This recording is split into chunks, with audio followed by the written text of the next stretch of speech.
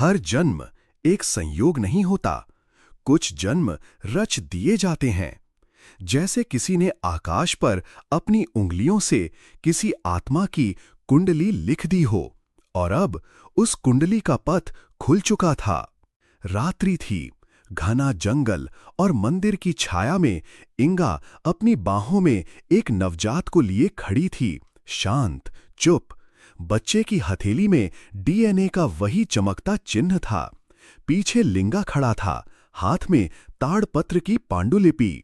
इसका जन्म काल गणना के बाहर हुआ है, मतलब इसकी कुंडली सीधी नहीं जाती, ये गोल घूमती है, जैसे कोई सर्प अपना ही फन पकड़ रहा हो।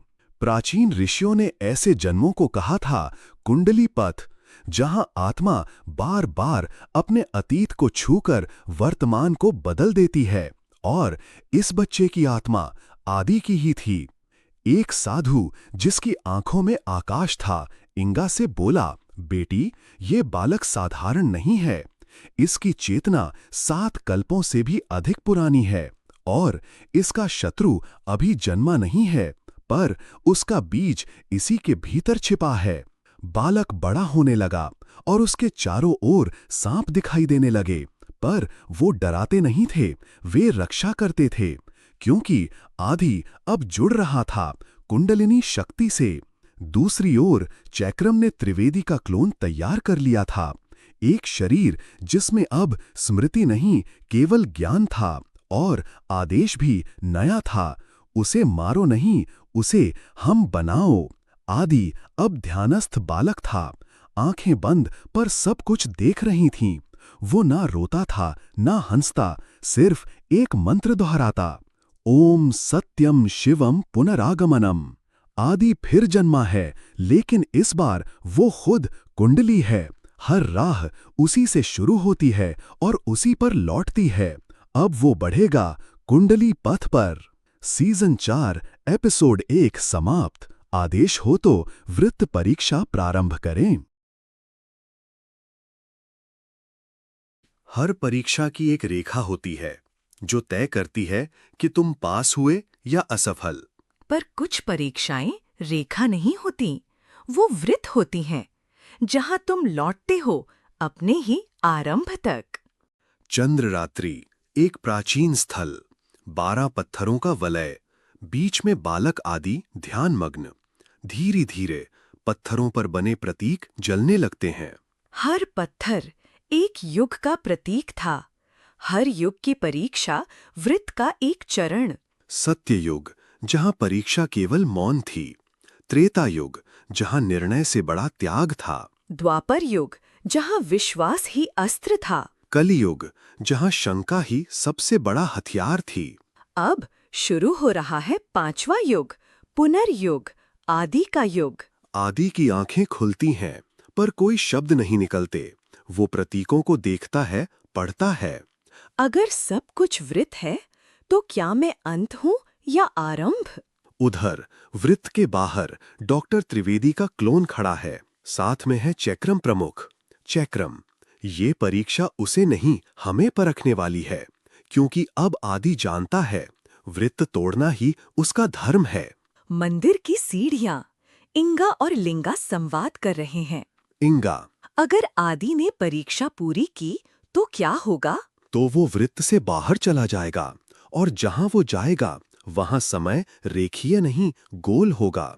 8वां पत्थर, आग की लपटों में एक मानव अवतार जल रहा है।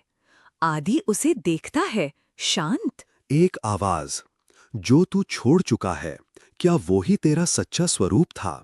आदि बिना डरे बिना रुके आग की ओर बढ़ता है।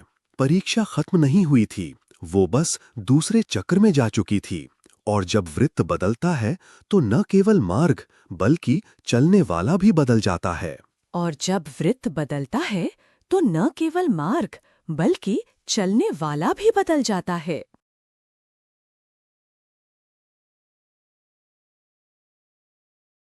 कुछ रास्ते तय नहीं होते, बल्कि वो तय करते हैं कि कौन उन्हें चल सकता है। और जब पथ संस्कारों से बना हो, तो हर कदम एक जन्म की स्मृति खोलता है। एक शांत घाटी, नीला आकाश, पीली घास। यहाँ है आदि लोक।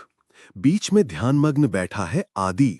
उसके चारों ओर 7 रंगों की रेखाएं, हर रेखा एक संस्कार। 1 जनन, 2 नामकरण, 3 विद्या, 4 यज्ञ, 5 संघर्ष, 6 त्याग, 7 विलय। पहला संस्कार जनन। जमीन हिलती है, एक प्राचीन द्वार खुलता है। आदि अब एक नवजात है। मां का चेहरा धुंधला है और पीछे खड़े हैं वैज्ञानिक। उसका जन्म प्राकृतिक नहीं था, पर उसका उद्देश्य ब्रह्मांड से जुड़ा था। दूसरा संस्कार नामकरण। एक पांडुलिपि में लिखा गया आदि, जिससे सब शुरू हुआ। एक आवाज गूंजती है, तू नाम नहीं है, तू एक चक्र की पुनरावृत्ति है। तीसरा संस्कार विद्या। एक विशाल पुस्तकालय, हर पुस्तक उसकी ही एक स्मृति। पर एक किताब बार बार जल उठती है, पूर्व जन्म की विद्या। आदि धीरे से, क्या मैं पहले भी किसी युग में था? चौथा संस्कार यज्ञ। वो यज्ञ कुंड के सामने बैठा है। आग में उभरती हैं छवियां, इंगा, लिंगा, त्रिवेदी, वो सभी दृश्य जहां उसे त्याग दिया गया था। यज्ञ केवल अग्नि नहीं, वो भी है जहां खुद को भस्म करके कुछ नया बनने की हिम्मत हो। पांचवा संस्कार संघर्ष। एक अंधकारमय मैदान, जहां उसका सामना होता है स्वयं से। एक दूसरा आदि, क्रोधित, हिंसक। तू हमेशा छिपता रहा, अब मुझे बाहर आने दे। एक युद्ध शुरू होता है, शब्दों का नहीं, संकल्पों का। छठा संस्कार त्याग। इंगा मृत्यु की कगार पर। आदि आगे बढ़ता है, पर कोई कहता है, अगर तू उसे बचाएगा तो अपनी शक्ति खो देगा। आदि शांति से, शक्ति का मूल्य तभी है जब वो किसी और के लिए दी जाए। अंतिम संस्कार विलय। चारों ओर मौन, केवल एक दीपक जल रहा है। अंतिम संस्कार जहां आदि खुद को खो देता है, एक नई चेतना में विलीन होने के लिए। और तभी एक स्वर गूंजता है, तू अब तैयार है कुंडली पथ पर चलने के लिए।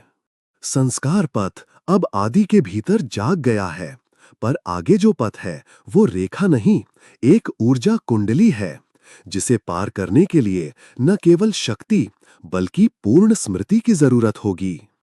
हर आत्मा के भीतर एक ऊर्जा सोई होती है, सर्पाकार, जैसे ब्रह्मांड की पहली लय।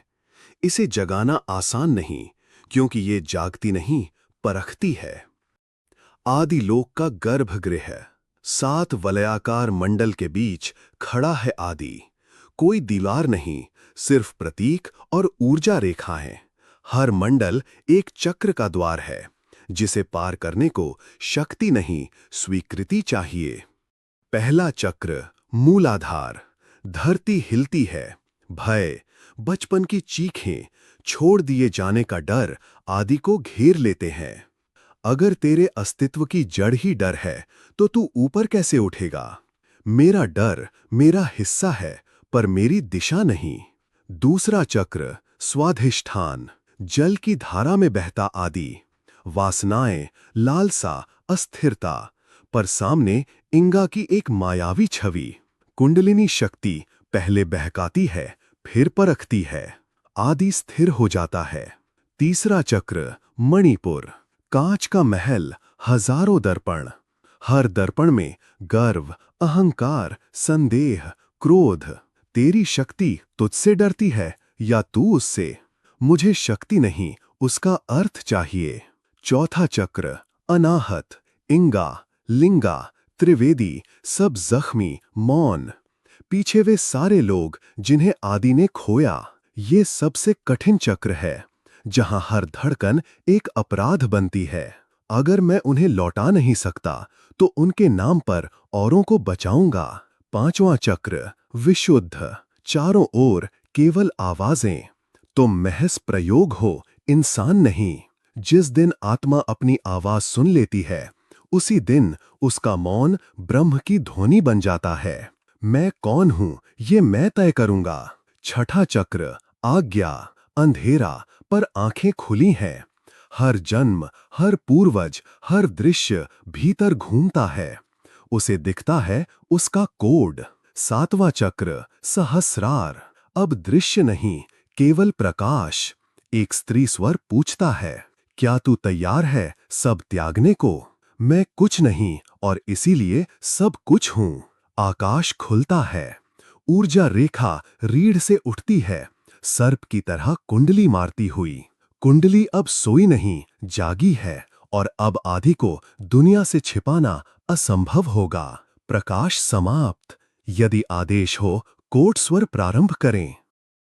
कभी-कभी ब्रह्मांड एक ही सुर में गूंजता है और उस एक सुर से सारी सृष्टि की भाषा बनती है। लेकिन अगर कोई उस सुर को जी ले, तो वो सिर्फ मनुष्य नहीं रहता, वो बन जाता है कोड स्वर। आदि अब ध्यान में है। उसका शरीर शांति से कंपन कर रहा है, लेकिन इस बार ये ऊर्जा स्थिर नहीं, ये दिशा में बह रही है। हवा थम चुकी है और आसमान में एक आकृति उभरती है, डीएनए का विशाल त्रिवेणी प्रतीक।